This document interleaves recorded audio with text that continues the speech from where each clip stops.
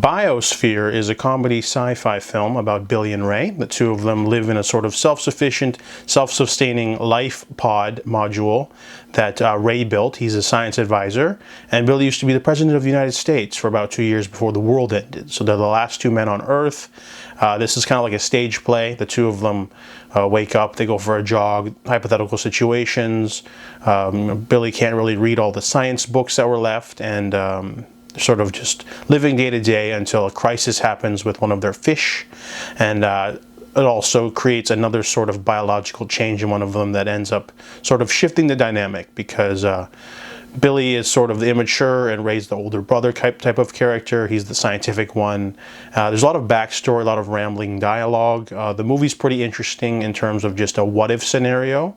It's not a plot-heavy story. In fact, it doesn't really have much of an ending either. This is kind of just like a what-if situation. And it's very similar in tone to like Into the Forest or any sort of storyline where you're the last man on Earth. You know, Z for Zachariah, the movie, is another one that's very similar in tone. But I felt the acting was strong enough to sort of just make it more interesting. This could have been done easily as a stage play or with like no-name actors. I don't think with no-name actors it would have gotten as many, you know, as much hype to watch it. So Biosphere is interesting. It has some interesting sci-fi ideas, but it didn't quite work because it doesn't have much of an ending either. So I give Biosphere a 5 out of 10.